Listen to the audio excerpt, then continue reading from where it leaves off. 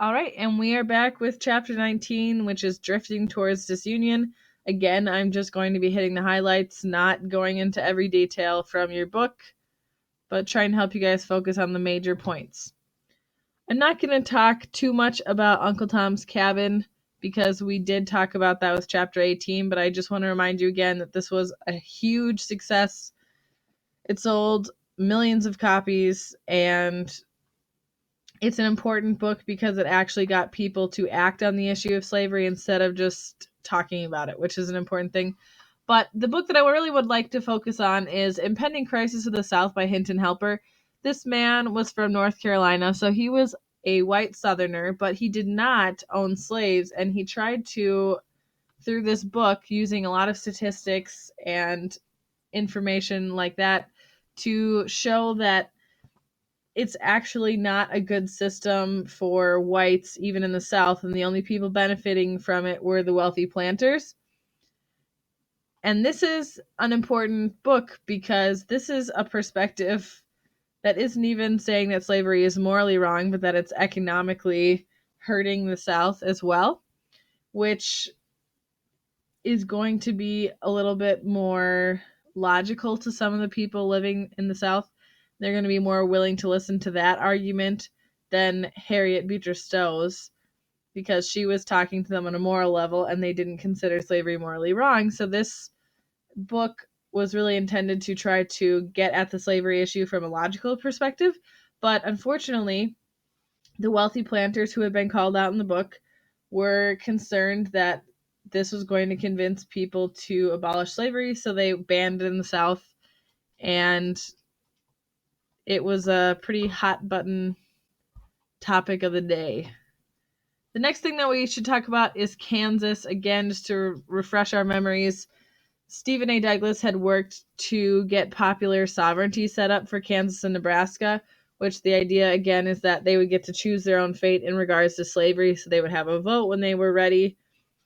But it did not go down as people had thought it would. The South only agreed to the whole idea of popular sovereignty because they thought that one state would be slave and one would be free, thus keeping the sort of quasi-balance that they had had before this time. But abolitionists and free soilers decided they were going to move into Kansas to try to sway the vote. And the slaveholders from the South were very upset about this, so they decided to do the same thing. They moved into the territory at the time, and they started actually warring. They had actual battles that continued all the way up until the Civil War and through the Civil War. John Brown was one of the people involved in one of these things, but we'll talk about him later, so I'm not going to focus on that too much. But eventually in 1857, Kansas had finally grown their population to the size that they needed to become a state, and they decided they were going to write their constitution because they had to have a constitution to be admitted as a state. So they wrote the Lecompton Constitution, which was created by pro-slavery groups in the state, or in the future state.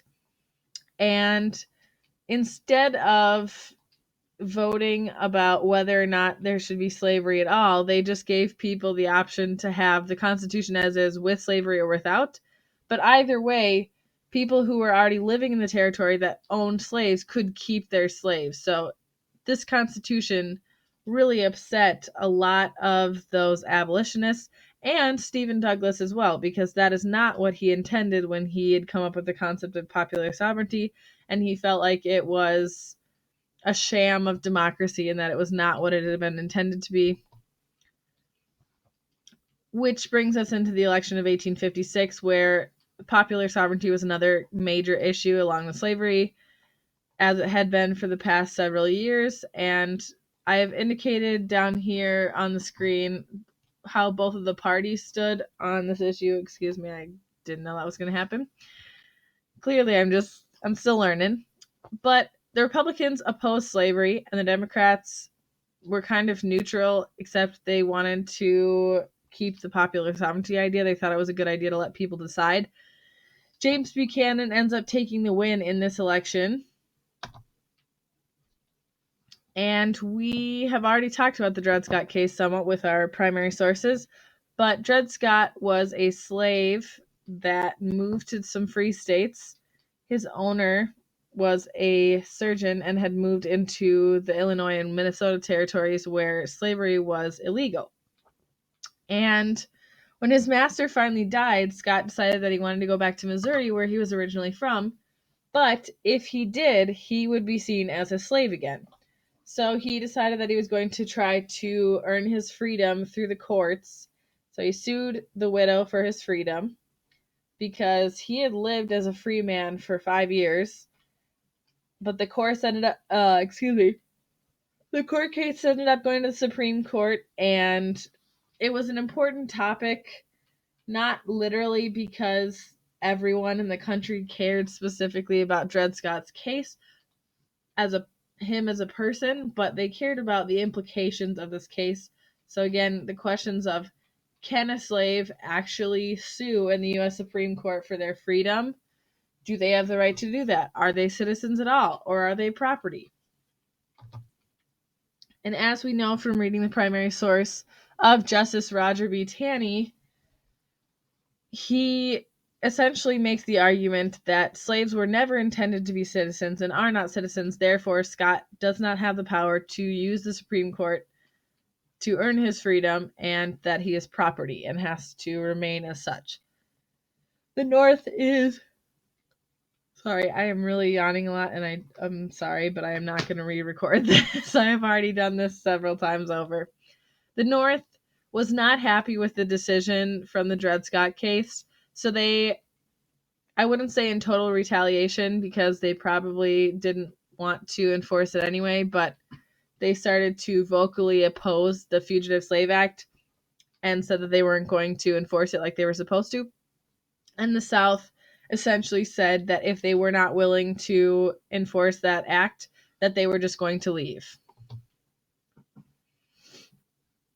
And John Brown, back to him, as I said, he was involved in Bleeding Kansas, and him and a faction of men who were anti-slavery, people that had moved in to try to tip the scales, ended up killing 5 pro-slavery guys, hacked them to death.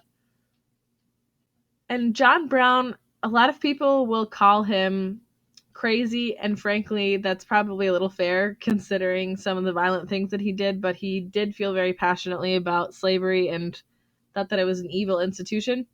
And his idea to end slavery was to start a slave revolt. So his idea was that if he got an army created of freed slaves, he'd be able to get his hands on some weapons at Harper's Ferry and just kind of raid through the South, freeing slaves from plantation to plantation until they'd had enough built up that they could free all of the slaves. But he was captured, and the men with him were captured, and he was accused of treason, found guilty, and then put to death. A lot of Northerners really looked at John Brown with awe. They saw him as a martyr who was willing to put his life on the line for the abolitionist cause, which a lot of people, again, at the time, were not really quite moved into the action phase of their reform movement. They were still just kind of debating the merits of the movement and not doing much else. So John Brown to them was impressive for that reason. And for the same reason, he was also terrifying to Southerners who were already paranoid that slavery was being attacked in their country, and now it literally was being attacked in the country. And some people will point to this as a reason that the South ends up seceding, is because things like this finally push the South to their breaking point. This is just a couple of quotes showcasing the difference in opinion of John Brown in the North and the South. This is what Harriet Tubman had to say about John Brown. I've been studying and studying upon it, and it's clear to me that it wasn't John Brown that died on the gallows. When I think how he gave up his life for our people and how he never flinched, but was so brave to the end, it's clear to me that it wasn't mortal man, it was God in him. But this is Abraham Lincoln's take on it. The Brown affair, in its philosophy, corresponds with the many attempts related in history at the assassination of kings and emperors. An enthusiast broods over the oppression of a people till he fancies himself commissioned by heaven to liberate them. He ventures the attempt which ends in little else than his own execution, which is exactly what happened with John Brown. So very eloquently put, as usual, from Abraham Lincoln. Which brings us into the Lincoln-Douglas debates. Again, we read a primary source from this series of debates. But Lincoln and Douglas were running for the same seat in the Senate of Illinois, and they rose to prominence essentially throughout the country because they were debating each other publicly, not face to face, but they would respond to each other publicly about really important topics of the day. So again, we read that speech about Lincoln's thoughts on the Dred Scott case, where he's kind of mocking Stephen Douglas for his opinions on the matter. And they talked about slavery a lot. Lincoln at one point was quoted saying, "A house divided against itself cannot stand. Either we become one or the other," which is, again, sounds a lot like he wants to get rid of slavery, but he wasn't necessarily saying that. He just didn't want slavery to expand into new territories, which is a common misconception of people. They think that Abraham Lincoln wanted to completely eradicate slavery, and that wasn't really his intention at the beginning of the war. Eventually, that is what ends up happening, but that was not his intent. Douglas thought that slavery should be decided by the people living in those territories, so again, the concept of popular sovereignty.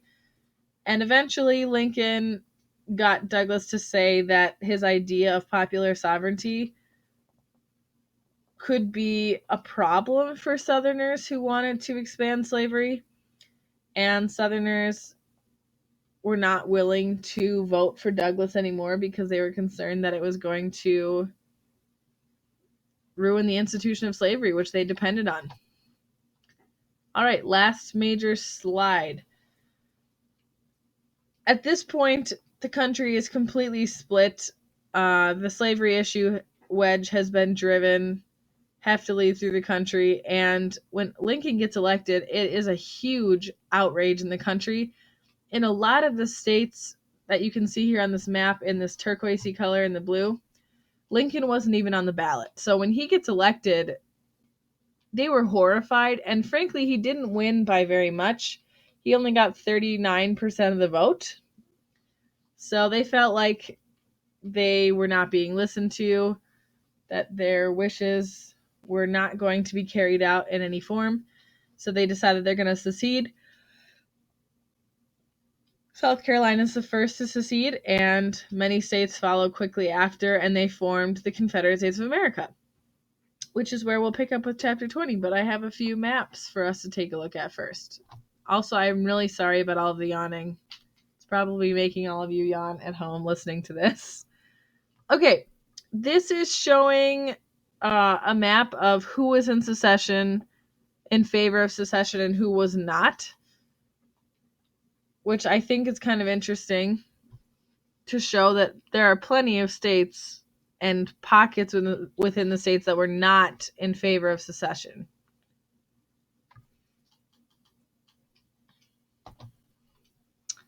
This map is showing you, again, the secession, but it shows you the number in the order of when they seceded. But notice in the purple, there were 3 or 4 states that had slavery legal that stayed with the Union. So again, another common misconception of a lot of kids that take American history. So that is the end of that, and I hope that these were helpful to all of you. Have a wonderful rest of your day or evening.